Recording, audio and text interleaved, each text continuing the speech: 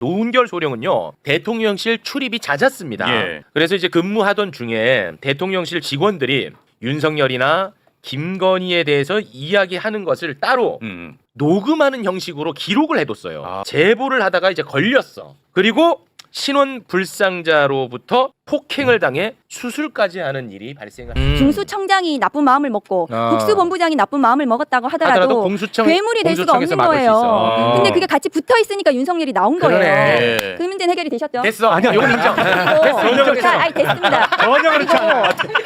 아니 반박해 보세요. 그거 잘 나는 이 얘기를 먼저 좀 다루고 가야 될 것 같아요. 개엄 이후에 현직 해군 노은결 소령이 윤석열 정부로부터 불법 사찰과 폭행을 당했다고 어느 날 갑자기 기자회견을 했었습니다. 예. 매불쇼는 이제 그 부분을 좀 다루긴 했습니다만 대한민국 언론에서는 거의 다 못 본 척했죠. 맞아요. 근데 이제 당시에 내란과 싸우는 상황이라 네. 관심을 못 받을 측면도 좀 없지 않아 있었다고 보는데요. 네. 근데 너무 관심을 못 받았어. 무시무시한 주장임에도 불구하고. 그래서 또 며칠 전에 기자회견을 했어요. 네. 또 역시 아무데도 관심을 갖지 않고 있습니다. 그래서 오늘 매불쇼가 이 얘기를 잠깐 나누고 갈까 하는데요. 오늘 조금 걱정돼요. 이분이 지금 현직 군인이거든요. 아, 현직이세요? 예, 현직인데 예. 매불쇼에 출연을 해서 이게 또 괜히 발목을 잡는 건 아닌가 하는 좀 걱정이 됩니다. 예. 일단 노은결 소령님을 따뜻한 박수로 맞이합니다. 안녕하십니까, 노은결 소령입니다. 네, 반갑습니다.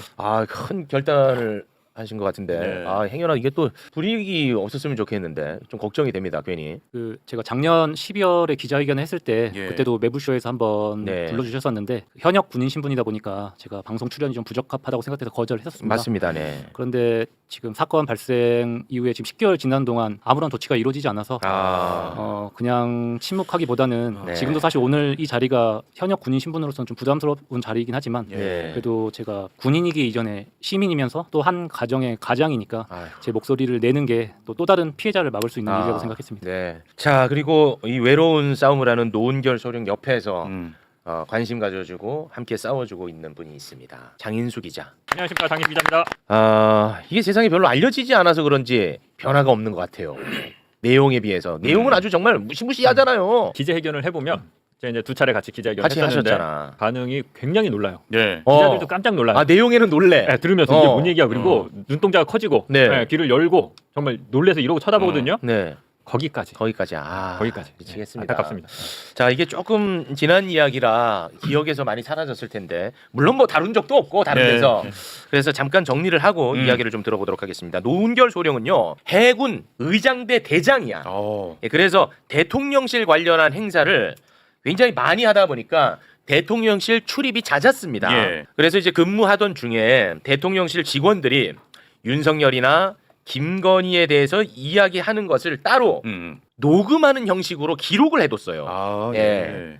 그리고 이제 거기에는 명태균 관련한 내용도 있었고요. 네. 그리고 특히 최상병 문제가 터지고 임성근 사단장을 목격을 합니다. 우연히. 오. 예, 목격하면서 사진도 찍어서 기록을 해둬요. 네네. 근데 이러한 기록들을 유튜브 채널에 제보를 하다가 이제 걸렸어. 그게 걸렸어요. 걸렸어. 예. 그리고 신원 불상자로부터 폭행을 당해 수술까지 하는 일이 발생을 한 겁니다. 네. 이 관련한 무시무시한 내용을 작년 말 12월에 기자회견 형식을 통해서 이 관련 내용을 이제 주장을 했었거든요. 예. 그 영상 조금 뭐 길 수는 있습니다만 함께 보고 오겠습니다. 안녕하십니까. 저는 국방부 군무지원단 소속 해군소령 노은결입니다.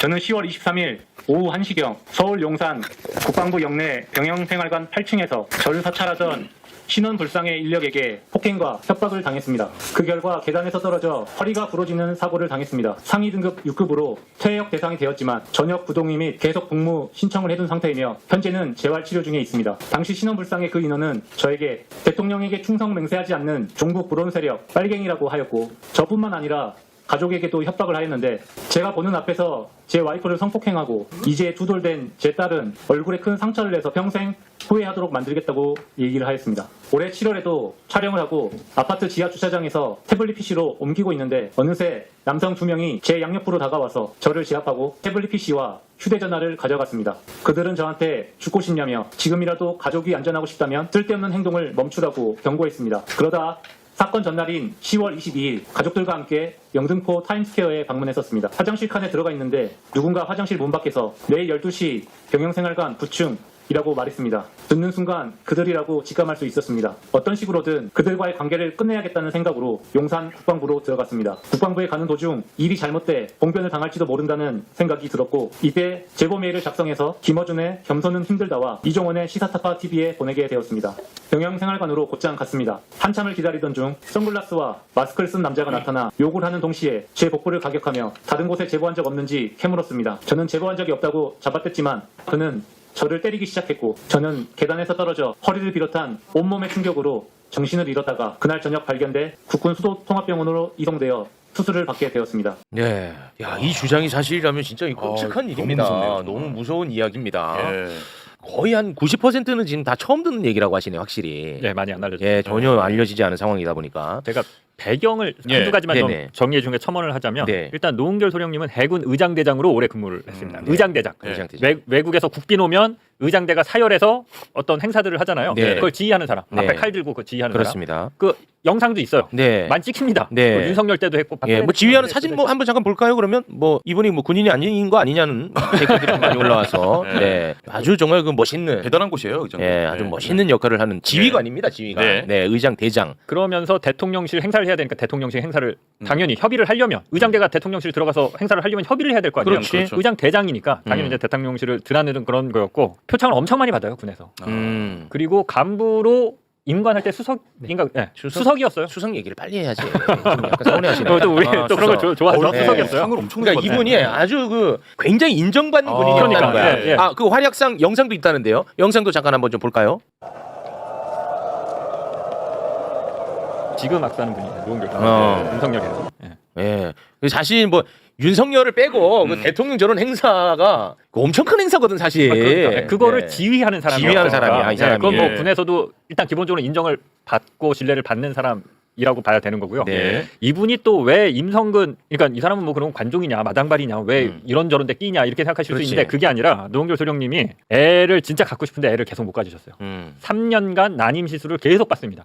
십수차를 받았는데 계속 실패를 해서 애를 못 갖다가 겨우 3년 전에 애를 첫째 딸을 뒤늦게 늦둥이를 가져요. 네. 근데 여러분들 아시나요? 고 최수근 상병이 제가 알기로는 시험관으로 아마 그 부모님이 애를 맞아요. 가진 네, 맞아요. 거예요. 그래서 거기에 감정이입이 많이 되셨는데 자기가 그 애가 얼마나 소중한지를 아니까 그렇지. 예, 난임 시술을 10몇 번을 해서 그 끝에 겨우 얻은 아이인데 와이프는 또 얼마나 힘들었을 것이며 예.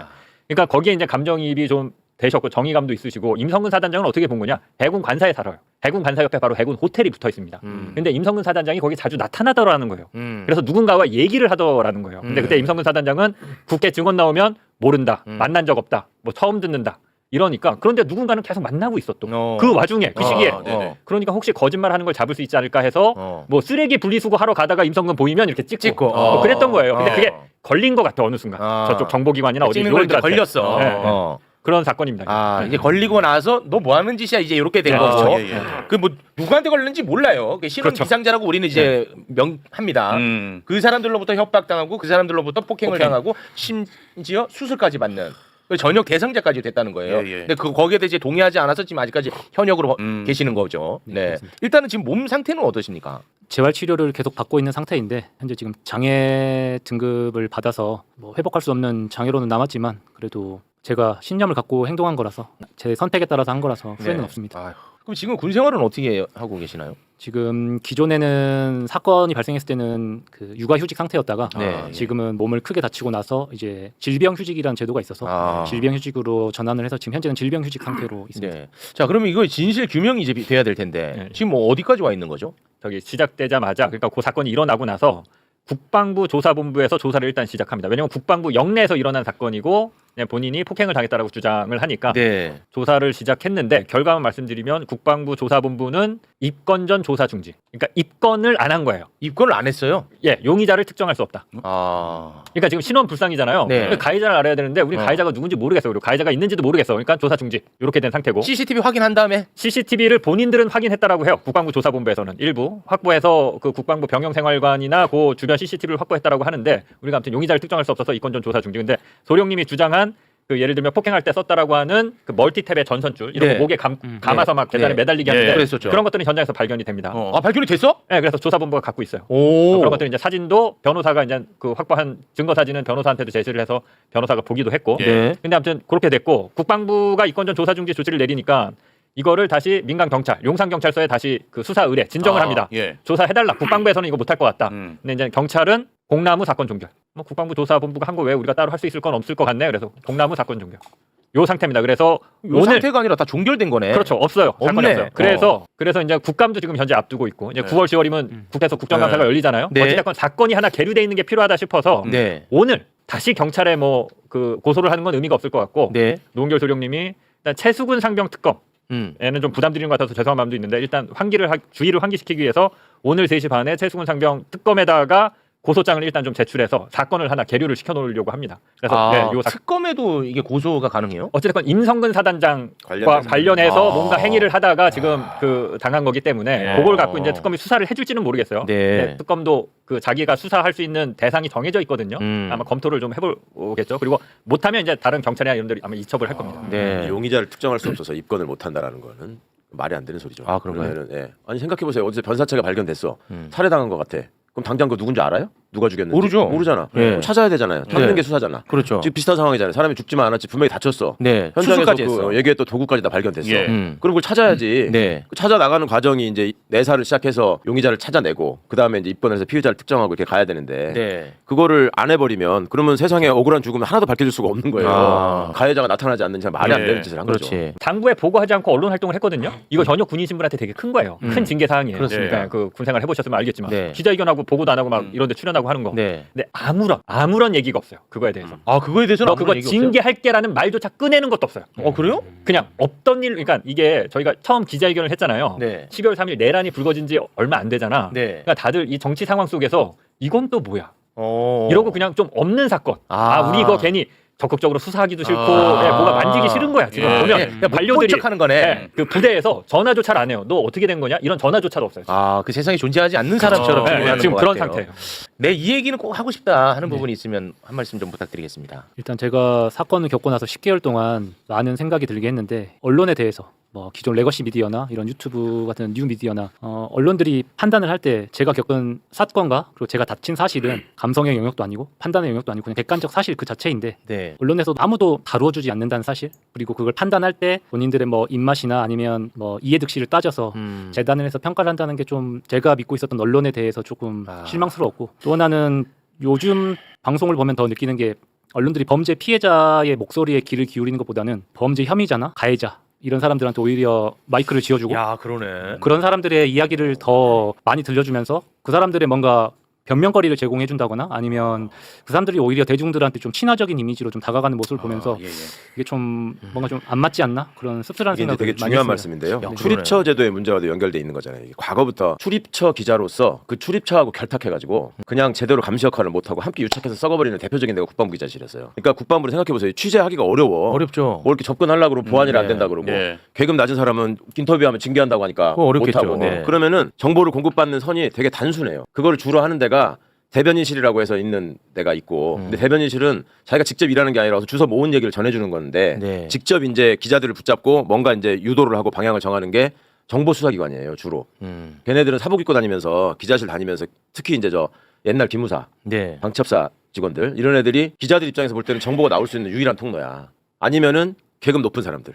국방부의 주요 간부들. 그러면 그 사람들이 진해한테 유리한 얘기를 하지. 그렇지.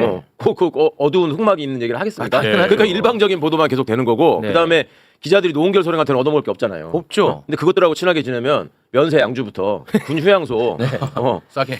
별짓을 다 해. 이것들이 네. 휴가라고 가가지고 막 군 장성한테 브리핑도 받고 지금은 좀 낮았는지 모르겠는데 하여튼 그런 구조적인 문제가 지금 이 사건에도 영향을 미치고 있는 거고. 노소령님이 좀 점잖게 말씀을 하셨는데 이게 무슨 얘기냐면 예를 들면 이게 실명을 거론해서 하지 마. 그러면 이 사건이 묻혀요. 또 어디로 튈 건데. 예를 들면 그러니까 하지 마. 그냥 얘기해. 그 원론적인 얘기만 해. 그러니까 명태균 같은 사람은 정말 많은 언론과 정말 많은 뭐 유튜브 채널과 맞아요. 해서 했던 얘기 또 하라고 맞아. 마이크를 계속 그 말 쥐어주는데 맞아. 예. 노은결 소령님은 그걸 보면서 내 얘기 저 사람 1시간 얘기할 때 언론에서 1분, 5분, 10분만 관심을 좀 가져줄 수 있는 거 아닌가? 맞는 말이야. 사실 지금 그 하소연을 하시는 거예요. 맞는 말씀이에요. 예, 예. 저 그 매우 얘기입니다. 매우 예, 예. 강력하게 동의합니다. 예. 근데 예. 기자회견 아까 하셨다고 그랬잖아요. 네네. 기자들 놀랐다고 얘기를 했잖아요. 근데 시스템을 아시겠지만 다 정보 보고합니다 기자들. 노은결 소령이 이런 내용으로 기자회견했다고 다 정보 보고를 해요. 아, 근데 거기서 짬 시키는 거 위해서 데스크에서 이제 킬 시키는 거예요. 왜? 아니 왜? 나 그게 이해가 안 가. 제가 짧게 설명드릴게요. 충분히 다룰만 하잖아. 기자회견하고 제가 기자들한테 전화 많이 받았어요. 응원한다는. 이상하잖아. 아니 지금 우리가 무슨 올림픽 하냐? 그러니까요. 거냐고. 이게 왜 그러냐면 기사를 쓰기가 어려워요. 취재를 많이 해야 돼. 노은결 소령님 사건 처음부터 끝까지를 다 따라가야 이해를 해야 돼. 되는데 맞아. 그게 어려워요. 근데 이런 또 측면은 없습니까? 제가 뭐 이 사건에 대한 이해도가 떨어져서 그럴 수도 있는데 이게 일단 가해자, 실혼 불상자 예. 그리고 그 CCTV도 우리가 볼 수도 없는 상황이고 그렇죠. 어떻게 보면은 피해자의 증언만 존재한단 말이죠. 예. 이제 그러다 보니까 이 사건을 굉장히 객관적으로 다루기가 좀 어려운 측면도 있잖아요. 예. 아 그러니까 충분히 있죠. 네. 근데 그 늘 지적되는 게 언론의 이중성. 어. 예. 이재명 대통령 처음 뭐 대장동 의혹 제기됐을 때 뭔 객관적인 증거가 있어서 다 달라붙었었어요. 예리한데? 예. 그러니까 이게 네 편 내 편 이미 정해져 있는 거예요. 그러니까 우리 편 아닌 사람은 굉장히 엄격한 기준을 들이대서 증거가 나와야 쓸까 말까.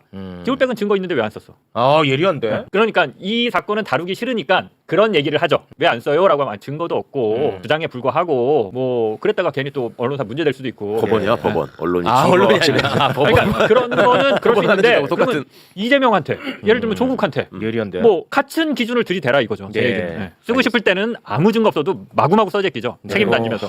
혹시 그 소령님 네. 세상에 공개되지 않은 네. 그 사실을 입증할 만한 뭐 증거 같은 게 좀 있을까요? 지금 제가 1차, 2차 기자회견 때 아직 말씀을 다 드리지 않았고 아 그런가요? 저희 아내가 그 지구병원에서 녹취했었던 국방부 수사본부 조사관하고 녹취했었던 내용이라든가 좀 의문점들이 있는 녹취 자료와 내용들을 지금 장인수 기자님께 전달드렸고 아마 이 내용은 아마 향후에 영상으로 제작돼서 나올 것 같은데 아 그래요?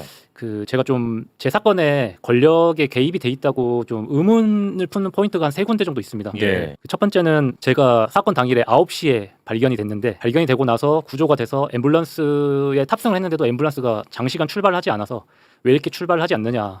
내가 지금 하반신 마비가 올 수도 있는데 그럼 제 생각에는 골든 타임이 있을 것 같은데 계속 출발하지 않아서 왜 이렇게 출발하지 않느냐고 물어보니까 네. 그냥 기다려라. 잠시 기다려라. 그래서 9시에 제가 발견이 됐는데 실제 출발은 10시 23분. 1시간 넘게 있다가 출발을 해서 그건 왜 그럴 수밖에 없었을까? 예. 아, 소령님 발견이라는 게 그러면은 구급차에 의해서 발견됐다는 거예요? 구급대에 의해서? 제가 병영생활관에서 떨어져서 8층으로 추락을 했었고 예, 그 기절하셨잖아요. 네, 근데 눈을 떴을 때는 제가 다시 9층으로 올려져 있었습니다. 떨어진 건 8층이었는데 눈을 떠서 의식을 차렸을 때는 9층에 아무도 없는 공간에 제가 올려져 있었고 제가 한 3시간, 4시간 동안 계속 소리 내고 다치니까 목소리가 안 나와서 계속 계단 난간을 두드리고 소리를 내서 한 3시간, 4시간 지나서 저녁 9시 정도에 발견이 됐었는데 앰뷸런스가 출발한 시간은 10시 23분으로 기록이 돼 있어서 왜 이렇게 늦게까지 방치가 돼 있었을까? 그 점이 하나 좀 의심스럽고 그건 좀 의심스러운 대목이고요. 또 하나는 삼청동에 있는 국군지구병원으로 이송이 되었을 때 제가 주머니에 몰래 가지고 있었던 그 증거를 담아놨었던 USB가 네. 저희 아내가 보호자 연락을 받고 병원에 도착했을 때 왜 제 주머니에서 꺼내져서 사람들 다 볼 수 있게끔 수첩과 USB가 그렇게 가지런히 놓여져 있었는지 저는 이제 그때 USB가 교체가 됐는지 아니면 언제 됐는지 알 수는 없지만 교체됐어요? 네, 그 저는 증거를 가지고 갔었는데 나중에 이제 기자님께 USB를 드렸을 때는 그게 아예 모든 자료가 없는 그냥 비어 있는 USB라고 확인을 했고 자기가 들고 있는 USB를 국방부 병영생활관 들어가기 전에 사진을 찍어서 뉴스 공장, 경공 뉴스 공장과 시사타파 TV에 제보를 해요. 그때 USB가 있잖아요. 발견됐을 때 USB가 두 개가 달라요. 그냥 생긴 게 실물이 달라요. 생긴 게 다른 달라. 종류의 USB가 있어요. 아, 그럼 바뀐 게 이건 팩트네. 바뀌었어요. 예, 이건 바뀌었어요. 팩트네. 누군가 바꾼 거지. 근데 이제 의심되는 게 앰뷸런스에 태우고 1시간 동안 무슨 이유인지 모르고 출발을 안 해서 항의를 하셨고 또 하나 황당한 거는 병원에 도착해서 군부대에서 사람들이 왔는데 왜 다쳤니가 아니라 말 없이 일단 주머니부터 뒤지려고 했다. 아니 그러면 그 이상하잖아. USB에 담겨 있던 그 자료는 어딘가에 있는 거네 지금도? 뭐 폐기했거나 아니면 뭐 어디 있거나 뭐 아니 가져간 사람 말고 그 제보를 했다고 하니까. 사진만 찍어서 보여. 사진을 내가 지금 USB를 이렇게 들고 병원생활관에 들어가는데 내가 문제가 되면 이걸 챙겨봐달라. 네네네. 그렇게 사진을 찍어서 보내놨는데 나중에 주머니에서 나온 건 전혀 다르게 생긴 USB가 있었어요. 그럼 기절한 그 다음에 USB 안에 들어가 있던 그 자료는 지금 어디 남아 있는 게 없어요? 네, 없어요. 네, 그 원래 태블릿 PC 그리고 제가 사진 촬영했었던 핸드폰 USB 그렇게 총 3곳에 자료를 보관돼 있었는데 태블릿이랑 휴대폰은 7월에 관사 주차장에서 그리고 USB는 제가 가지고 있다고 생각했는데 나중에 기자님께 드렸을 때는 전혀 다른 USB고 안에는 비어 있었습니다. 앰뷸런스는 어디서 온 건데 안 간 거예요? 앰뷸런스는 국방부 군지단에 바로 있는 거기 의무대 있는 앰뷸런스에서 바로 탑승을 했는데 출발을 좀 늦게 했고 마지막으로 좀 의문스러운 건 저는 이제 듣지는 못했는데 제가 지구병원 가서 이제 CT 촬영을 하러 하고 온 사이에 조사본부에서 온 중령 한 분이 저희 아내한테 제 몸수색을 하겠다라고 얘기를 해서 이제 저희 아내 같은 경우는 범죄 피해자고 목도 못 가는 환자인데 몸수색을 한다고 하니까 네. 되게 화도 나고 그래서 그렇겠죠. 네, 아내가 이제 노발대발하면서 거기서 어떻게 이렇게 할 수 있느냐라고 해서 어. 그게 제지당하긴 했는데 왜 저를 상대로 몸수색을 시도하려고 했는지 그 부분도 뭘 찾고 싶어서 그렇게 했는지 저는 그 부분도 좀 이해가 안 됩니다. 예. 조금 이상한 부분이 많긴 하네. 진짜 그러네요. 네, 알겠습니다. 자, 오늘 어찌됐든 이 사건에 대해서 이제 또 고소를 하러 두 분이 함께 네. 하신다는 거죠. 네. 이 사건이 진행되는 대로 저희도 계속해서 관심 갖도록 예. 하겠습니다. 예. 먼저 한떡수 이야기 좀 이거 하고 가야 될 것 같습니다. 예. 구속영장이 기각이 됐어요. 영장 실질 심사는 어제 오후 1시 30분부터 4시 45분까지 있었고, 근데 이게 그 기각 결정이 되게 일찍 났어요. 10시 전인가 예, 봐요. 9시 57분에 예. 정재욱 부장판사가 영장을 기각했습니다. 보통은 이렇게 그 관심도가 높은 거는 새벽에 나오는데 새벽에 12시 이것도 일찍 나왔어. 예. 기각이 됐는데 특검의 판단과 우리 정재욱 부장판사님의 판단이 어떻게 달랐는지 예. 좀 쪼개서 한번 좀 보도록 하겠습니다. 먼저 증거인멸 우려에 대한 판단이 전혀 달랐거든요. 예. 특검 같은 경우는 비상계엄이 해제된 이후에도 절차적 하자를 은폐하기 위해서 사후 비상계엄 선포문에 서명했잖아. 맞아요. 사후적으로. 예. 그리고 그거를 또 없애버렸잖아. 음. 이거 봐라. 이거 증거인멸의 우려가 이렇게 강하다라고 특검은 생각을 한 거예요. 예. 그리고 이제 국회나 헌재에 나와갖고 얼마나 거짓말 많이 했습니까? 위증. 많이 했잖아. 예, 많이 했죠. 그렇기 때문에 특검은 이 한떡수 얘는 증거인멸의 우려가 아주 높은 놈이다. 빨리 잡아 넣어라. 이렇게 판단을 했는데 여기에 대해서 부장 판사님은 뭐라고 판단했습니까? 일단 일련의 행적에 대한 법적 평가와 관련해서 다툼의 여지가 있다라고 봤고요. 그리고 지금까지 확보된 증거라든가 수사 진행 경과, 피의자 한떡수의 현재 지위 등에 비춰봤을 때 방어권 행사 차원을 넘어서 증거인멸의 우려가 있다고 보기는 어려워요라고 판단했습니다. 네, 뭐 이 거짓말하고 하는 거는 이것도 방어권 행사 아니냐. 그렇죠. 뭐 이렇게 굉장히 관대하시네 이분은. 네네. 그렇게 봤고 그리고 범죄 혐의의 상당성. 그러니까 범죄 혐의가 아주 무겁다라는 것에 대해서 이제 특검 같은 경우에는 한덕수는 총리 아니냐. 위헌 위법한 계엄 예. 가장 열심히 막았어야 되는 사람이다. 아, 그럼요. 근데 그거 막지 않았다. 심지어 국무회의 소집을 건의해가지고 계엄 선포의 절차적 정당성을 확보하는 역할까지 한 사람이다. 네. 이 사람 아주 나쁜 사람이다라고 봤는데 여기에 대해서도 그 판사님은 이게 좀 법적으로 좀 다퉈볼 여지가 있다라고 굉장히 또 관대하게 생각을 하시더라고요. 네. 어떻게 보십니까 여기에 대해서? 영장 재판은 사실은 지금도 일종의 원님 재판 비슷한 성격이 강해요. 그러니까 같은 사안에 대해서 이런 이유로 기각할 수도 있고 저런 이유로 발부할 수도 있어. 그러니까 이번에 기각한 거는 특히 이제 내란 방조 혐의와 관련해서 다툼의 여지가 있다는 거잖아요. 그렇습니다. 이게 내란 방조인지 아니면 내란의 공범 내지는 주요 임무 종사자까지 볼 수 있는 건지 약간 헷갈리는 측면이 있어요. 근데 확실하게 인정된다고 볼 수 있는 혐의들이 있잖아. 예를 들어서 헌재와 국회에서의 위증, 그렇죠. 그리고 허위 공문서 작성, 나중에 만든 폐기. 거, 예. 그리고 폐기와 관련한 대통령 기록물법 위반이나 네. 이런 거는 거의 인정이 된다고 봐야 된단 말이에요. 그렇습니다. 그러니까 혐의 대부분 내지는 일부 혐의가 인정되고 뭐 이래서 발부할 수도 있는 거예요, 사실은. 근데 기각 사유를 찾다 보니까 내란 방조가 맞아? 뭐 되는 거야? 이렇게 깨우뚱 하는 사유를 이제 기각을 했단 말이에요. 네. 이유는 붙이기 나름이에요. 그 일단 기본적으로 이 판사는 내란에 대한 문제 의식이 조금 일반 사람보다는 없는 거 아니에요? 정재욱. 나는 그게 본질인 것 같아요. 그러니까 저는 그렇게 보이더라고요. 아니 워낙 어마어마한 일이 벌어졌는데 네. 뭐 이미 끝난 거 아니야? 뭐 이렇게 볼 수도 있고 무엇보다도 이제 가장 심각한 문제는 이 사건이 약간 표현은 그렇지만 사건이 좀 식었어.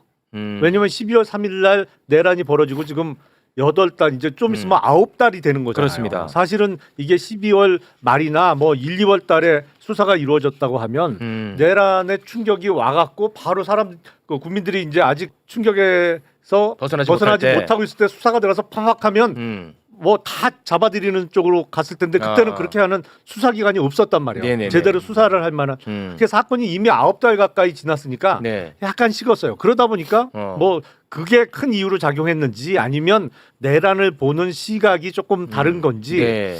이미 다 끝난 거 아니야. 아, 뭐 그렇게 이런 이제 시각이 보는 거 좀 있는 거 아니겠느냐. 아닌가 싶어요. 아니 우리 김용남 변호사님은 저거 기각될 거라고 생각했어요? 발부될 거라고 생각했어요? 나는 발부 가능성이 좀 더 높다고 봤죠. 조금 높다고? 아니 높다고 봤지. 네. 왜냐하면 다 발부될 거라고 생각했지. 일단 사안이 네. 중대하고 그리고 그렇죠. 증거 인멸에 염려하는 측면에서 이미 여러 번 거짓말하고 뭐 그렇지. 말을 계속 바꿨잖아요. 하다가 핵심 아닌가요? 뭐 자기도 모르게 바지 뒷주머니에 꽂혀 있다 네. 있었다고 했다가 CCTV 나오니까 받긴 받은 것 같은데 뭐 내용은 기억 안 난다고 하고 네. 뭡니까? 그래서 저 정도 아니 워낙 사안이 중대해서 일반적으로는 발부돼야 돼요. 저 정도면 근데 해야 돼. 발부하는 게 맞지 말씀처럼 않나 싶었죠. 우리 김용남 의원이 이제 사실적으로 풀어서 설명을 해줬는데 저는 기본적으로 이게 헌법 의식이 없다.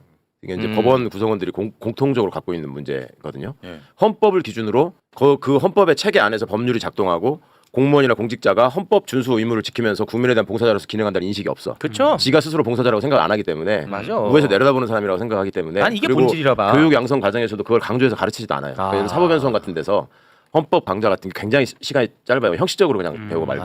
그러니까 이게 재판에 대해서도 헌법성을 인정해야 된다라고 하는 부분 이런 측면을 보더라도 네네. 되게 중요한 거예요. 그러니까 예. 판사들이 헌법재판소 파견 근무를 갔다 오면 좀 바뀌어요 다. 아. 헌법 인식이 생겨서. 그래요? 실제로 그래요. 오. 그러니까 이게 그 다음에 또 하나는 이제 김영남 의원이 사건이 식었다라고 표현을 했는데 그만큼 여론을 의식하죠. 그러니까 이거를 예를 들어서 매일매일 조중동이 나발을 불었다고 해봐. 한덕수 이럴 줄 몰랐다.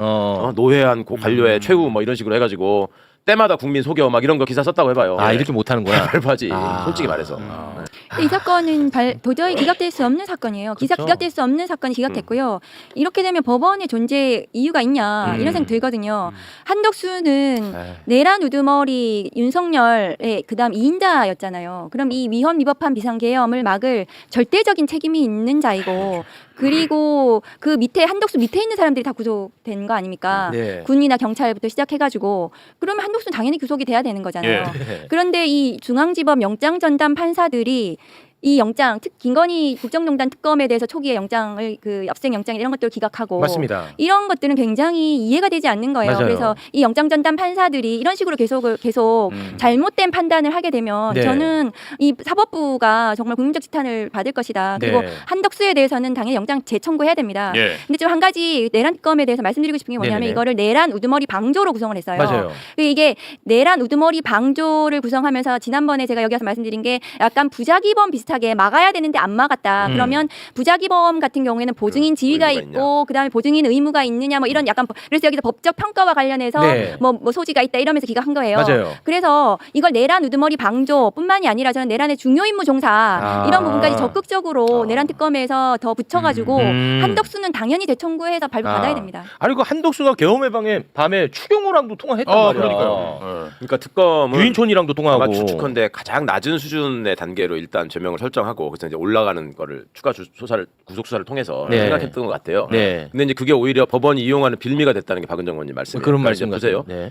내란 우두머리 방조는 그냥 떠올려서 그러니까 뭐가 좀 다퉈볼 여지가 있다라고 하는 거는 윤석열 가방못지가 있었다고 해봐. 그러니까 뒤에서 의자 빼주고 복사해오라고 그러면 복사하고 뭐 이런 사람한테는 혹시 가능할 수 있는 얘기야. 이 사람이 시켜서 한 거지 그러면 그 입장에서 어떻게 하냐 뭐 이런 네. 것도 살펴봐야 되지 않냐라고 할 때 가능한 논리를 지금 구사했어요. 네네네. 근데 박 의원 말씀한 것처럼 이 국무총리야. 그렇지. 다른 게 아니고. 그럼. 근데 국무총리라는 자가 그 자리에서 헌법 수호 의무에 대해서 무슨 일을 했느냐.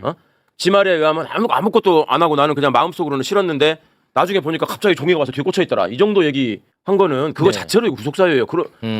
이런 거를 국무총리라고 놔두면 나라를 어떻게 맡깁니까? 맞습니다. 그러니까 검찰 개혁 이야기로 바로 넘어가도록 하겠습니다.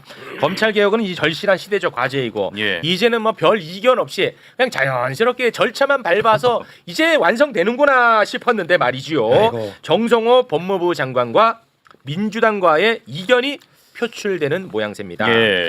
그동안에 이재명 대통령이 했던 검찰 개혁에 대한 발언, 그리고 국정기획위원회의 검찰 개혁안, 네. 그리고 민주당의 검찰 개혁안 이 세 가지는 똑같아요. 거의 사실상.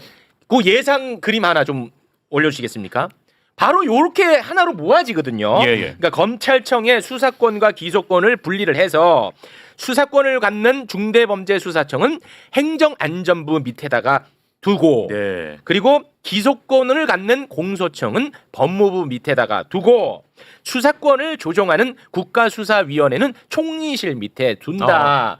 요게 이제 이재명 대통령 국정기획위원회 민주당 예. 공통되는 아닙니다. 요게 그런데 이것에 대해서 정성호 법무부 장관은 매우 좋게 얘기해서 신중한 입장을 취하고 있습니다. 한 부분 떼가지고 예. 이야기를 나누도록 하겠습니다. 일단 저 중수청을 행안부 밑에다가 두는 건에 대해서 예. 어떤 이견이 있냐? 요렇게 계속 좀 띄워. 예. 행안부 밑에다가 중수청을 두면은 행안부 밑에 수사기관이 다 집중되기 때문에 이거는 너무 비대해진다. 아, 예, 예. 라는 이야기를 하고 있습니다. 자, 그러면 정성호 장관의 여기에 대한 입장 영상으로 보고 오겠습니다. 지금 그 1차 수사기관이 중수청이라는 이름으로 만들어진다고 하면 중수청뿐만 아니라 경찰, 국가수사본부가 행안부 밑에 들어가게 됩니다. 그렇게 됐을 때 과연 1차 수사기관들의 어떤 권한들이 집중돼 갖고 상호 인적 교류가 가능한 상태에서 어떤 문제가 발생할지 이런 점도 고려돼야 된다고 좀 보고 있습니다. 자, 행안부 밑에다 두면 이거 너무 비대해진다. 일리가 있는지 궁금하네. 자, 요거 좀 자유롭게 좀 말씀 부탁드리겠습니다. 우리 마침 또 검찰주의자도 나오고 계시고 하니까 다양한 의견이 나올 것 아니 같아요. 근데 정성호 장관이 검사 출신이에요? 아니에요. 아니에요. 네. 뭐 검사는 한 번도 하루도 한 예, 적이 아니에요. 없는 분이에요. 근데 네. 저렇게 말씀하잖아요. 네. 근데 저는 정성호 장관의 저 의견에 동의해요. 물론 아니 내가 얘기하지. 야, 다양한 의견이 있다. 테이블 타이 갖고 와. 다양한 의견이 있습니다. 내가 다양한 얘기했죠. 의견이 그거 존재하는 안드라서나 별 차이도 없는데 자꾸 쓰지 말라고. 아하. 아니 그러니까 정성호 장관의 얘기가 논리적으로 일리가 있죠. 모든 수사 개시권을 갖고 있는 수사기관을 다 행안부 밑으로 모을 거냐. 아 그리고 만약에 이제 중수청 모델이 만들어지면 그게 미국의 이제 FBI 비슷한 수사기관이 만들어진다고 볼 수 있는데 네. 미국 FBI가 어디 소속이냐면 법무부. 미국 법무부 소속이에요. 네. 그러니까 일리가 있지. 일리가 있다. 자, 일리가 있다는 거 박살 좀 내주세요. 그 제가 안 그래도 정성호 장관님이 저렇게 국회에 나와서 말씀하신 것 때문에 그 많은 분들이 이제 뭐 우려하시기도 하고 진위가 뭔지 이렇게 궁금해하시기도 하셔서 어제 법사위에서 그 박지원 그 의원님께서 그 부분에 대해서 이제 물으니까 개인 의견이다 이렇게 얘기를 하시더라고요. 그래서 그러니까 정성호 장관의 개인 의견에 대해서 너무 사람들이 그 너무 크게 반응을 하는 것 같다는 생각이 들고요. 정성호 일단은 장관은 개인이 아니잖아요. 그러니까 근데 본인이 아마 그렇게 말한 거에 대해서 개인 의견으로 낮추시는 것 같아요. 그래서 그것이 공식적으로 법무부의 입장이나 이런 것들하고는 조금 좀 다듬어져야 된다고 생각하고 그래서 제가 또 어제 많이 확인해 봤어요. 민주당하고 제가 민주당 내부 사정을 잘 모르지만 그렇게 걱정하실 상황은 아니다라는 말씀을 드리고 민주당 아마 굳건하게 저 그 아마 이 당론으로 법안을 만들어서 가실 거라고 생각하고 조국혁신당도 같이 할 거고요. 다만 그 1차 수사 기간이 행안부에 너무 집중되어서 문제다라고 하는 그 부분은 잘못됐습니다. 왜냐하면 일단은 지금 문제가 뭐냐면 검사가 가지고 있었던 수사권과 기소권, 영장 청구권, 수사 종결권, 공소 취소권, 검찰만이 가지고 있었던 그 모든 권한이 너무나 하나에 집중되어 있어서 그것을 좀 분산하자는 거였잖아요. 그렇습니다. 그래서 크게 수사와 기소를 분리하겠다는 거고, 그래서 그 수사권을 그러면은 수사청에 두겠다는 건데, 그러면 그 수사권 자체는 사실상 수사 기소가 붙어 있는 그 검찰이 가지고 있는 그 권한보다는 수사권 자체는 사실은 조금 더 약할 수밖에 없잖아요. 그렇죠. 그리고 그것을 행안부에 두는 이유는 수사와 기소라는 원칙적인 그 검찰개혁 입법의 취지를 그렇죠. 최대한 살리려면 조직이 달라야 된다. 네. 지금 공수처와 검찰이 서로 으르렁거리잖아요. 그렇습니다. 조직이 달라서 그래요. 뭐 그렇죠. 서로 네. 권한이 다르고. 너무 그래서 당연한 것 같은데. 그래서 조직이 다르면은 이게 견제와 균형이 민주적 통제가 가능하고 네. 그래서 1차 수사기관이 행안부에 모두 있다 하더라도 그 수사기관은 행안부 장관이 지휘를 받는 것이 아니라 각자예요. 경찰청, 그다음에 국수본, 그다음에 중수청. 이것이 각자 돌아가는 것이고 각자 이 기관들은 공소청 검사의 영장 통제를 받아요. 네. 국수본이 혼자서 영장할 수 있습니까? 안 되죠. 지난번 내란 때 국수본이 얼마나 김성훈 뭐 영장했는데 네. 검사가 몇 번 네네. 수락했습니까? 그렇습니다. 네. 영장을 할 수 없으면은 그 수사권이 비대하고 뭐 남용되고 위험하다 이렇게 볼 수가 없는 거예요. 그러니까 네. 영장에 대해서 압수, 체포, 통신, 구속 이 모든 영장을 공소청의 검사가 통제할 수 있기 때문에 1차 수사기관이 행안부에 있다 하더라도 그 수사기관 자체가 권한이 비대하거나 남용되거나 위험하다는 그 주장 자체는 네. 그것은 매우 잘못된 주장이고 그래서 그러면 위험하기 때문에 법무부에서 가지고 와. 저희 조국혁신당안이 법무부 안이에요. 저희가 법무부 안에 했던 이유는 법무부 탈검찰화, 탈정치화가 된 이후에 법무부에 두는 거 FBI 모델이죠. 근데 지금 법무부 어떻습니까? 지금 법무부에 공소청, 수사청 모두 두면 그러면 친윤 검찰, 이전의 검찰주의자들이 공소청과 수사청을 모두 장악해서 네. 공소청, 수사청이 같이 한 몸으로 움직이는 거에 대해서 국민들이 우려하시는 거잖아요. 그렇습니다. 그래서 행안부에 빼자는 거예요. 네. 빼서 각자 돌아가게 하고 예. 그 중수청은 사실은 전체 형사 사건의 한 1%가 검찰에서 직접 수사를 하고 있어요. 그럼 1% 정도를 중수청이 하는 거예요. 아, 1%. 그걸 빼는 거기 때문에 검사가 지금 하고 있는 1% 정도의 직접 수사를 중수청이 하게 한다. 네. 그거를 행안부에 두자는 거여서 알겠습니다. 정성호 장관의 저 주장은 검사 그냥 일개 검사들이 그냥 하는 얘기 그냥 음. 조금 하시는 거다 개인 의견으로 네, 너무 알겠습니다. 심각하게 받아들이실 필요는 네. 없다. 예. 아니 어느 고위공직자는 개인 아닌 법인인 경우가 그러니까 있어요. 저는 그거는 다 조금 개인이지. 네. 자연적으로 그러니까 정성호 예. 장관님 말씀에 팩트 체크를 해야 될 게 좀 있죠. 저 검사 출신도 아닌데 검사들의 논리를 지금 대변하시는 꼴이 되고 말았어요. 그렇게 개인적으로. 보이죠. 검사들 입장에 제일 좋은 얘기죠. 저게. 예. 옆에서 이런 애들이 있었던 거예요. 이거는. 네. 그래서 인사할 적에 처음부터 차관을 왜 저런 걸 시키냐. 검찰국장이 그런 게 가면 어떡하냐라는 얘기를 했던 것이고. 네. 자, 이 부분에 대한 이야기는 이 정도로 정리하고 또 하나 국가수사위원회에 대한 문제입니다. 예. 이 반론 잘 준비해 주시고요. 수사를 조정하는 역할. 그러니까 뭐 이 수사는 뭐 중수청이 하네, 네네. 이거는 뭐 국가수사본부가 하네, 뭐 이런 이제 수사를 조정하는 역할을 담당할 게 바로 국가수사위원회인데 네. 이 국가수사위원회가 생기면은 여기서 할 일이 너무 많아진다는 거야. 정성호 법무부 장관은. 예. 근데 이렇게 할 일이 많아지는데 이게 또 총리실 밑에 들어간다? 이거는 현실적으로 불가능하다는 거야. 너무 많아서. 예. 예. 관련한 정성호 장관의 입장 영상으로 보고 오겠습니다. 독립된 행정위원회의 성격을 갖고 있는 국가수사위원회가 전체 국정의 기획 조정을 맡고 있는 국무총리실 소속으로 둬갖고 4개의 그 수사기관에 관한 권한이라든가 관할의 조정을 갖다가 맡는다고 하면 다른 문제가 생길 수도 있고요.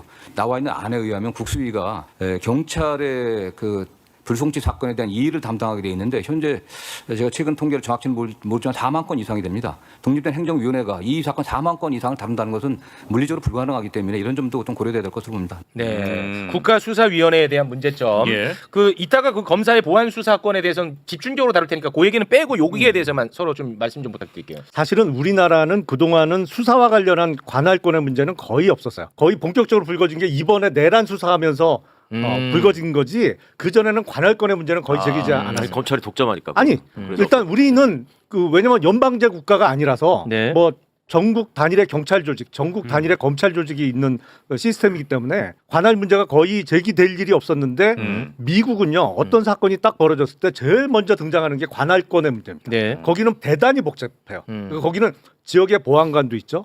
그리고 주 단위의 경찰이 있고 또 그리고 연방 단위의 FBI가 있어요. 그래서 어떤 사건이 딱 벌어졌을 때 이거의 가장 우선적인 관할권이 어느 수사기관에 있는지부터 따져야 돼. 누가 조정해요? 그거는 사실은 센 놈이 우선권을 약간 갖는 것 같아요. 그러니까 FBI가 자기네들의 관할권의 근거를 제시하면서 가져가면 거의 밑에 보안관 단위나 뭐 주 경찰은 뺏기는 수순으로 가는 것 같던데 하여튼 복잡해요. 네. 근데 앞으로는 우리나라의 관할권의 문제가 이제 생길 수밖에 없어. 수사기관이 이렇게 복잡해지면서 그거가 하나 문제고 정성호 장관께서 이제 정확한 통계는 말씀을 못 하셨는데 경찰 수사에 대해서 이의 신청한 건 경찰의 그러니까 불송치 결정에 대해서 이의 신청한 게 지금 매년 늘어나고 있어요. 네. 그래서 올해 상반기 그러니까 6월 말 기준으로 반년치가 2만 5천 건이 넘어요. 그러니까 이런 거로 보면 올해 5만 건이 넘을 텐데 네. 이 5만 건이 넘는 이의 신청에 대해서 그 총리실 산하의 국가수사위원회에서 이걸 다룬다?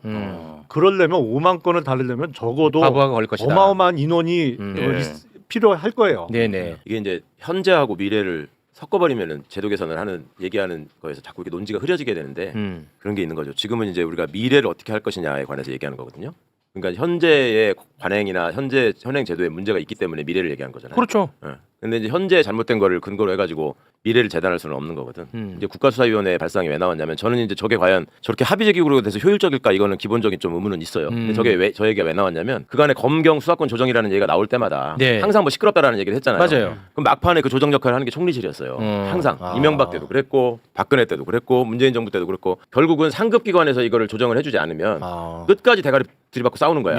그러니까 이제 그런 차원에서 총리실에 조정 기구가 있어야 된다. 그 다음에 수사기관 간에 무슨 문제가 생겼을 때 기존에는 뭐냐면 수사 준칙에 의해서 수사기관 간 협의회를 통해 가지고 일을 하도록 돼 있었어요. 근데 수사기관 간 협의회를 요청을 하자고 그러면 안 해. 특히 검찰이 안 해. 응하지를 않아요. 그리고 지네 맘대로 해. 그러니까 그거를 이런 식으로 이 동등한 위치에 있는 데다가 두면 안 되겠다라는 생각에서 총리실로 옮겨가지고 거기서 통제를 하게 해야 되겠다라는 아이디어를 낸 것 같고요. 네. 그다음에 이제 그 이의 신청 그다음에 이제 사건 지연 문제 이게 또 얼마 전에 대검이 또 보도자료를 내고 제가 이제 플레이한다고 얘기했던 부분이죠. 그게 그 전부터 이제 그 국힘의 또 주요 논리기도 하고 실제 경찰이 수사력이 떨어지는 건 맞아요. 네. 그거는 왜냐하면 경험 부족도 있지만 권한의 부족에서 오는 것도 있다고.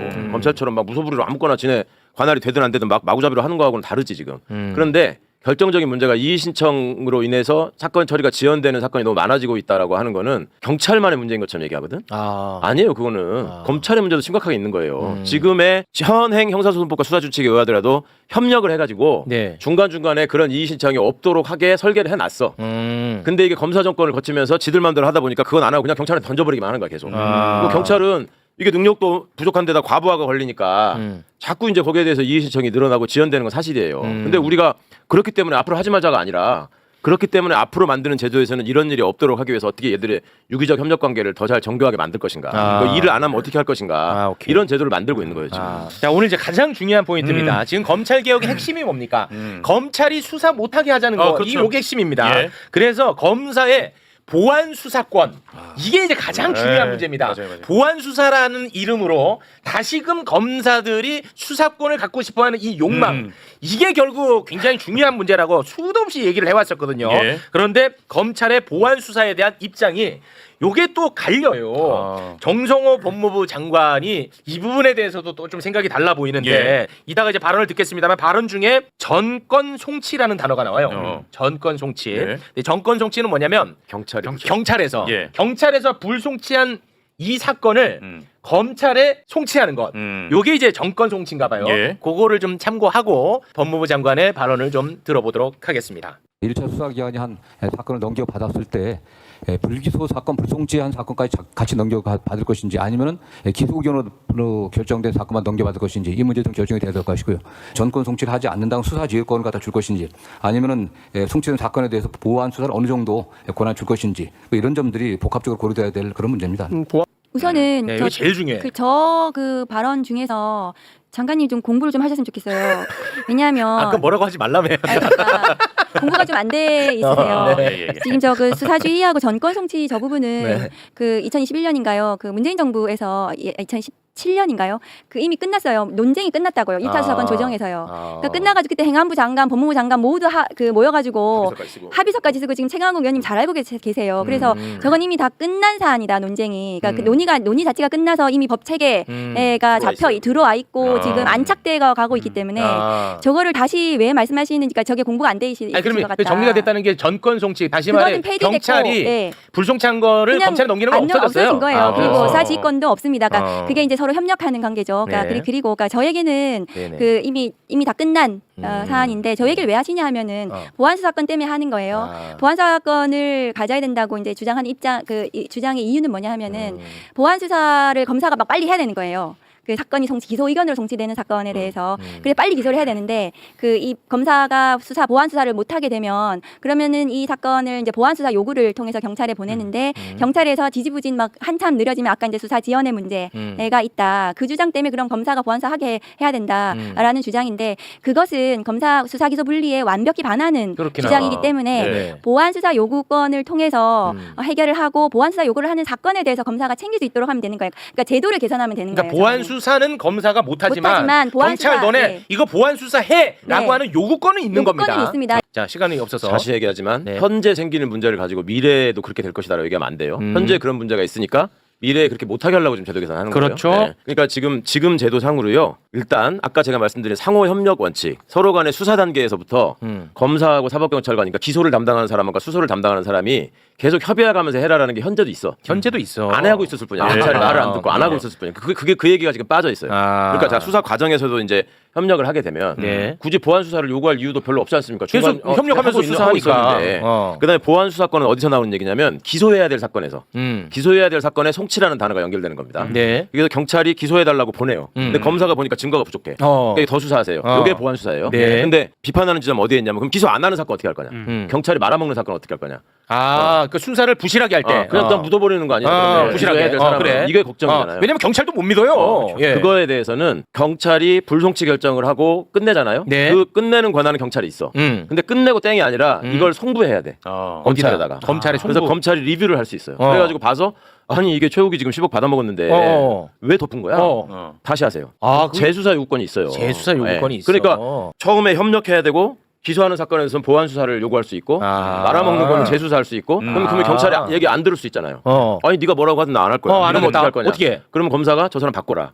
그리고 원래 개긴 사람 징계해라. 이걸 요구할 수 있는 권한이 있어요. 징계 요구권이 또 있어. 체임 및 징계 요구권이 다 하는데 있네. 있단 말이에요. 있는데 다 있네. 그간에 한동훈이하고 윤석열 때문에 작동이 안 되고 있었을 뿐이야. 모든 걸 검찰 편의대로 그냥 우리 일 안 하고 던져버리고 나자빠져요. 아까 말한 것처럼 번호도 지워버린다고 하잖아요. 네. 그러니까 그거를 다 바꿔야 되는 거고. 알겠습니다. 사실 검찰이 초동 수사부터 시작한 거. 그러니까 인지수사. 일종의 인지수사, 예. 특수부 수사가 기획수사지. 문제가 많이 됐던 거예요. 기획수사. 근데 그거를 수사 개시권, 그러니까 아예 이 세상에 없던 사건을 새로 만들어가는 수사는 앞으로 검찰이 못하게 하자. 이거는 거의 컨센서스가 네. 형성되어 있어요. 네. 근데 그거는 못하는 거야. 네. 그러면 경찰이나 1차 수사기관이 수사를 해서 보낸 거에 대해서 미진한 거를 좀 더 수사해서 기소하게 하는, 기소할 수 있는 보완 수사권을 인정해 줄 것이냐 말 것이냐가 지금 쟁점인데 그건 안 돼. 만약에 보완 수사권을 인정 안 한다. 안 해. 검찰은 아예 수사는 못해. 못해. 그러면 사실은 수사지휘권은 부활시켜 주는 게 맞아요. 이게 끝난 말이 사건이라 편하지. 택덤소리. 끝났어요. 택덤소리.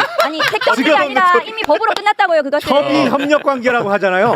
지금도 이제 수사 요구라는 용어는 쓰는데 검찰에서 이거 더 해야 된다고 해서 경찰에 내려가잖아요. 함흥차사야. 그래서 요새 고소고발 사건이 막 해 넘기는 사건이 그렇게 많아지고 2년 3년씩 걸리는 거예요. 이게 형사 사건이 지금 끝이 안 나요. 그러니까 지금. 그걸 제가 해결해 드릴게요.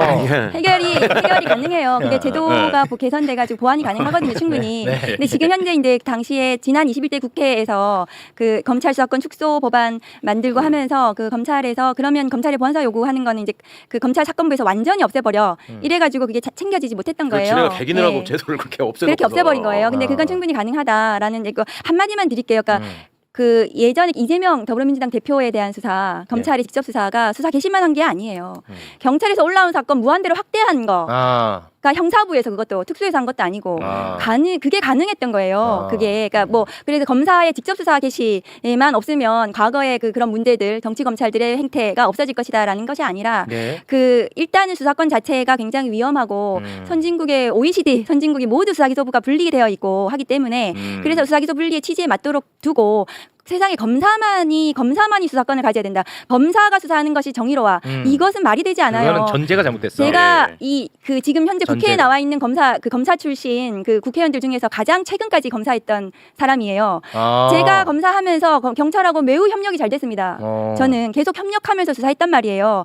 영장을 할 때도 그렇고, 그러니까 그게 가능한 구조예요. 그걸 실질화시키면 되는 것이다라는 것이다. 그래서 그 수사기소 분리라는 대원칙에 맞도록 검찰개혁 입법이 정착이 제대로 입법이 마련이 돼야 된다는 말씀입니다. 딱 두 가지만 얘기할게요. 우리 김용남 검사님이 지금 제일 걱정하는 거는 수사가 지지부진할까봐 경찰이 바뀌어두면 그걸 걱정하시는데 보완 수사 요구권도 주고 징계 요구권도 준다니까 이제 그만하시죠. 징계 요구는 한 번도 행사된 적이 없고 할게 이제 징계. 그러면 만약에 윤석열 정권 같은 아주 잘못된 정권이 몇십 년 후라도 또 나와서 그러면 검찰을 이용하듯 경찰이나 아니면 중수청을 이용하면 어떡할 건데? 그 문제 해결해 드릴게요. 그 문제 일단은 그 윤석열이 나타나서 다 빙자하면 다시 나타나서 예를 들면은 뭐 중수청 막 국수본 이런 데서 막 디립다 막 수사를 한단 말이죠. 다 통제해버려. 자, 그 공소청 검사가 영장을 통제할 수 있습니다. 그러니까 그 수사권 자체만 가지고는 그 영장 청구권, 기소권이 분리되어 있는 상태에서 중수청장이 나쁜 마음을 먹고 국수본부장이 나쁜 마음을 먹었다고 하더라도 괴물이 될 수가 없는 거예요. 근데 그게 같이 붙어 있으니까 윤석열이 나온 거예요. 그 문제는 해결이 되셨죠? 됐어. 아니야. 이건 인정. 됐습니다. 전혀 그렇지 않아. 아니 반박해 보세요. 그거 나눠져 있는데 국수본에서 영장을 하고 중수청에서 영장을 한다 하더라도 그래서 막 윤석열이 나와가지고 막 지가 쿠데타를 막 하는 거예요. 중수청장이. 공소청 검사가 공소청에서 통제할 수 있는 겁니다. 그것은 그러네. 법원도 통제해요. 영장으로 통제하면 영장을 하지 못하는 수사기관은 그 자체로 괴물이 될 수가 없는 거예요. 붙어있기 때문에 문제가 있기 때문에 지금 떨어뜨려 놓자는 거고요. 자 어찌됐든 뭐 다 이제 생각이 같아졌으니까 검찰개혁은 빠르게 좀 추진을 하면 좋을 것 같다는 생각이 듭니다. 우리 또 김용남 검사님마저도 검사의 보완 수사권은 주면 안 된다라는 입장을 마지막에 확인을 할 수가 있었던 것 같습니다. 오늘 확실히 확인했네요. 원래 토론이라는 게 이게 결론이 안 나요 보통은. 근데 오늘은 결론까지 우리가 도출해냈습니다. 의견이 이렇게 맞을 수가 있나요? 당신이 냈잖아 결론을. 아니, 법무부 장관에 대해서 너무 막 공격하거나 실망하지 마시고 실망하지 마요. 법무부 장관 입장에서는 이런 논점을 제기할 수 있는 거죠. 지금 아니 이거 워낙 아니, 중요한 문제라서. 아니 근데 나는 요거는 우리 최강욱 의원님하고 생각이 좀 달라요. 뭐냐면 지금 우리가 검찰 개혁에 대해서 이번에 이게 수면 위로 올라와갖고 이번에 우리가 함께 논의하는 게 아닙니다. 20년이 넘었어요. 맞아요. 네. 그리고 지금 나오는 이야기가 하늘에서 뚝 떨어진 게 아니야. 옛날부터 다 나왔던 얘기잖아요. 그렇죠. 다 근데 똑같은 지금 와서 또 그런 얘기를 한다는 게 저는 많이 실망스럽죠. 아니까 예. 그걸 저 칭찬하시라는 말씀은 아니고 칭찬은 아니에요? 그런데 법무부 장관 이렇게 말씀하시니까 네. 여기서도 얘기가 되고 어떤 배경에서 어떤 의도에서 이런 말이 나왔는지를 말씀드릴 수 알겠습니다. 있잖아요. 네. 그 정도로 정성호 장관님이 뭐 사람이 나빠 보이지는 않더라고요. 아, 그럼요. 예. 일단은 그 이재명 대통령이 이제 3박 6일간의 해외 순방 일정 마치고 어제 새벽 1시 30분에 귀국했거든요. 예. 그 장면 잠깐 영상으로 보겠습니다.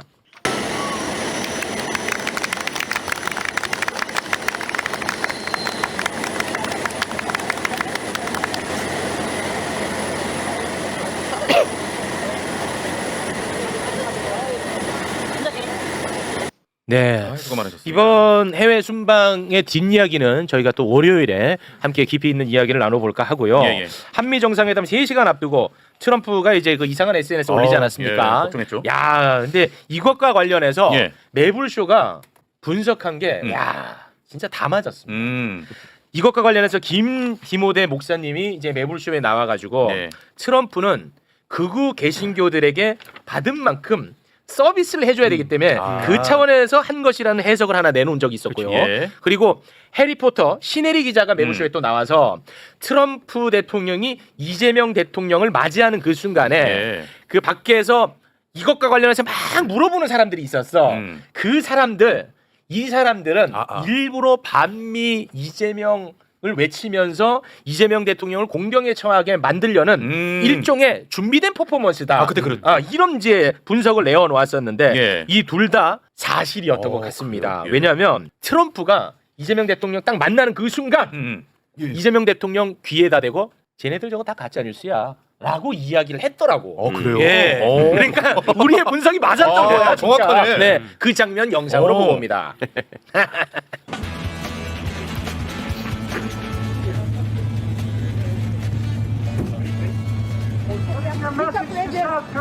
Are you worried about the politics in Korea?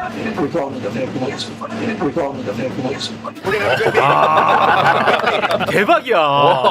지금 방금 페이크 뉴스라고 예, 얘기해요. 예. 그렇게 얘기했어요. 야, 이거 우리 분석이 맞았어. 네, 정확하네. 그러니까 트럼프 대통령 다 알고 있었고 그렇지. 행여나 또 이것 때문에 또 뭐 위축되거나 또 뭐 힘들어할까봐 미리 또 사전에 그러네. 얘기까지 해줬어. 분명히 보니까 트럼프는 중국 사람이고 뭐 좌파고만 확인이 돼. 귓속말 해버리고 말이야. 항공만 타고 올 생각은 안 하고 윤석열 어떻게 하라고. 그 최근에 퍼지고 있는 트럼프 그래. 좌파설. 친중 좌파설. 네. 심지어 그 CIA에 신고해야 된다고 난립니다. 예. 이 장면으로 모든 게 다 설명이 끝나버렸어. 예. 끝났네. 깔끔하게 됩니다. 트럼프한테는 수사 기소권 다 주자. 요거 하나만 좀 바로 잡아도 될까요? 아, 우리 네. 최욱 씨가 해리포터라고 소개하셨는데 해리포터 아니었어요? 뉴스포터. 해리포터님. 아, 네. 뉴스포터예요? 대단히 죄송합니다. 뉴스포터예요? 네. 네, 죄송합니다. 자, 아무리 오늘 시간이 없고 바빠도 이 얘기는 꼭 한번 하고 가고 싶습니다. 예. 오세훈 시장하고 박희영 용산구청장 이자들은 진짜 인간이 맞나 이거 심각해, 이거. 하는 생각이 좀 듭니다. 예. 서울 도심에서 159명이 사망하는 끔찍한 이태원 참사. 이 아픔은 아직까지 잊혀지지 않았습니다. 근데 저는 개인적으로 이 참사에 가장 큰 정치적 책임을 갖고 있어야 되는 사람이 저는 개인적으로 오세훈하고 박희영 구청장이라고 보거든요. 당연하죠. 근데 아무런 처벌을 받지 않았어요. 예. 그래서 그랬는지 이자들은 유족을 아예 그냥 조롱하고 우롱하고 나서는 사태까지 발생을 했습니다. 예. 소개를 좀 한번 해주시겠습니까? 서울시가 주최한 지역축제 안전관리 우수사례 경진대회라는 게 있었습니다. 근데 여기서 대상을 용산구가 차지했습니다.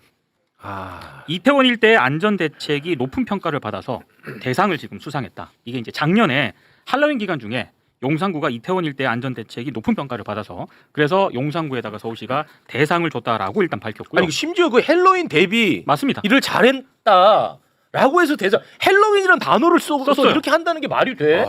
이거를 그래서 용산구에서 자랑했다니까. 보도 자료를 내고요. 아주 대대적으로 뭐 자기들 홍보를 했거든요. 어떻게 이럴 수가 있냐. 심지어 9월 말에 시상식을 따로 또 계획하고 있었습니다. 맞습니다. 근데 나는 이게 정말 너무너무 화가 나는 게 뭐냐면 박희영 용산구청장은 참사 직후에 예. 자기가 이제 책임을 피하려고 궤변을 엄청나게 언론 앞에서 얘기를 했었어요. 뭐냐면 이거는 주체가 없는 행사기 때문에 용산구청장 나한테는 책임이 없다라는 식으로 얘기했어. 근데 이제는 자기 책임을 너무 잘 대비를 해가지고 대상을 받는다. 그것도 말이 안 되네. 말이 안 맞잖아. 그때 박희영이가 뭐라고 얘기를 했는지 예. 과거의 영상 잠깐 보고 오겠습니다. 이건 축제가 아닙니다. 축제면 행사의 내용이나 주최 측이 있는데 내용도 없고 그냥 할로윈 데이에 모이는 일종의 어떤 하나의 그런 현상이라고 봐야 되겠죠. 아, 이건 난 진짜 너무너무 악마처럼 보이는데 이게 이제 세상에 알려지다 보니까 서울시가 이거 취소했죠. 그러니까 뭐 이태원 참사 유가족 분들은 물론이고 시민대책회의에서 굉장히 반발했죠. 그리고 여론도 급격하게 안 좋았습니다. 그러니까 서울시가 지난 27일에 공식 입장을 내고 이걸 취소했거든요. 그러면서 은근슬쩍 용산구 책임론을 제기합니다. 필요 이상으로 수상을 과도하게 홍보했다. 그래서 대상을 취소했다. 뭔 소리야 그게? 얘기를 해서 이거 홍보할 줄 몰랐다는 거예요. 그러니까 서울시나 오세훈 시장도 굉장히 비겁하죠. 아니 상은 알리라고 주는 거죠. 그렇죠. 상 자체가 돈이 돼? 네. 내가 이렇게 상 주면 너 이걸로 알리고 자랑하고 그렇죠. 당연하죠. 홍보하려는 재미로 목적이지. 살아. 이걸로 네. 상 주는 건데 홍보할 줄 몰랐대. 아니 상 준 놈이 잘못한 거지. 그렇죠. 일단. 맞습니다. 네. 본인이 제일 잘못이 크지 무슨 맞습니다. 홍보한 게 잘못이야. 정치적 의도는 뻔하잖아요. 이제 좀 지났으니까 아까 말한 것처럼 이제 뜨거운 열기가 빠졌으니까 지들이 책임 있는 거를 저런 식으로 해가지고 물타기 하려고 하는 거지. 네. 너 근데 이거 너무 악마스럽지 않습니까? 정말 수준. 근데 이태원 대책이 누구시죠? 유가족을 네.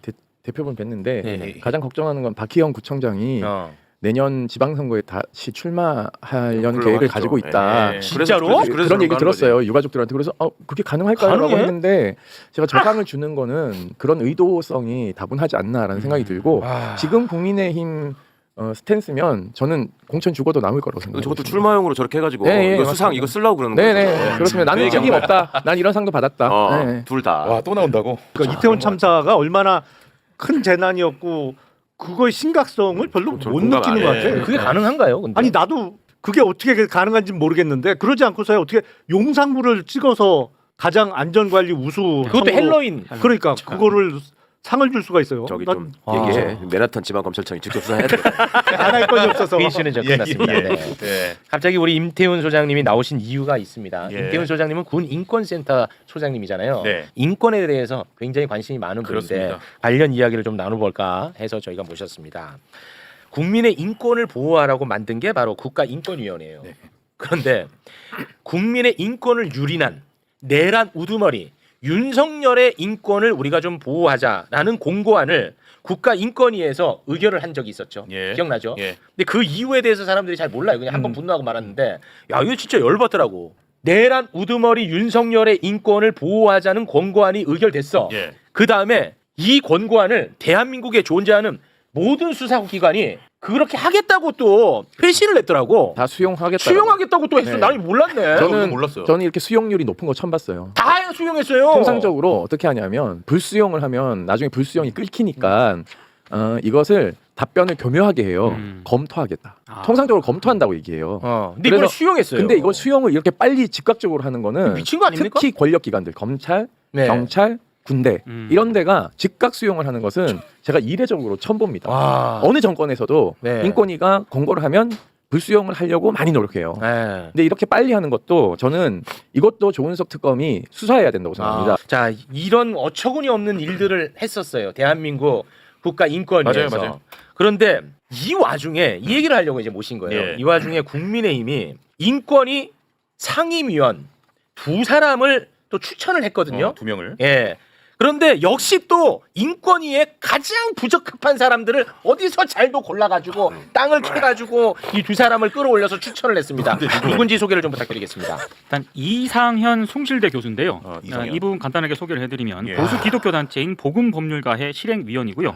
그리고 반동성애 활동으로 굉장히 유명하고 그 인권위는 소수자의 인권을 보호하라고 만든 거거든. 그게 인권이지. 근데 딱 그 반대 운동을 했던 사람이에요. 그리고 3년 전에 차별금지법에 또 반대하는 세미나에 참석을 했고 무엇보다 내란에 옹호하는 뭐야? 그런 입장을 심각합니다. 밝혔고 네. 그리고 우인식 변호사가 있는데 네. 이분은 윤석열 탄핵 반대 집회에 직접 참여를 했고요. 와. 전광훈을 변호한 이력이 있고 또 이광우 경호처 전 본부장이잖아요. 예. 또 변호를 했습니다. 윤석열 체포 방해 혐의를 받고 있는데 이런 와. 이력을 또 가지고 있습니다. 자, 이 두 사람을 추천을 했고 어, 국회에서 부결됐습니다. 그렇습니다.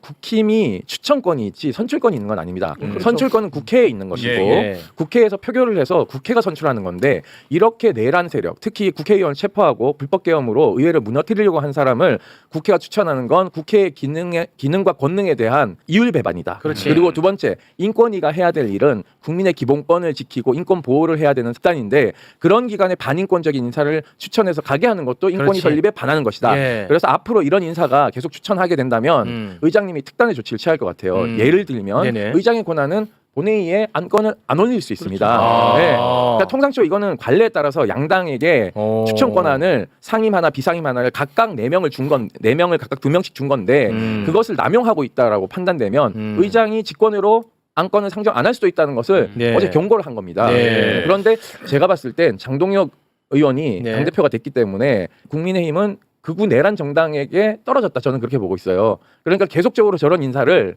하겠죠. 안 하고 추천을 할 것이기 때문에 네. 의장님의 그러한 이제 권능이 네, 이럴 네. 때 필요하다고 생각합니다. 알겠습니다. 이 내란이 나쁜 이유가 뭐냐? 국민 인권 유린이 동반되는 행위이기 때문에 나쁜 거야. 근데 내란을 옹호한 자를 어떻게 인권위의 상임위원으로 어떻게 뽑을 수가 있냐고. 애초에 말이 안 돼. 시간이 없지만 인권이- 그러니까 의장님이 저 말씀을 하실 수밖에 없었던 게 네네. 잘 아시지만 지난번에 2사람 추천했다가 네. 철회했잖아요. 네. 그때 반대했던 논리가 똑같아. 성소수자를 혐오하고 내란을 옹호했다. 근데 그 사람들 빼고 또 똑같은 것들을 또 추천한 네. 거야. 네. 그러니까 이것들이 그러니까 의장님 입장에서는 너네 지금 장난하냐? 아. 지난번에 분명히 그 문제가 돼가지고 너네 스스로 처리한다고 해놓고 또 똑같은 걸 이름만 바꿔가지고 그것도 많이 언론에 안 드러난 사람을 골라가지고 몰래 밀어내려고 한 거잖아요.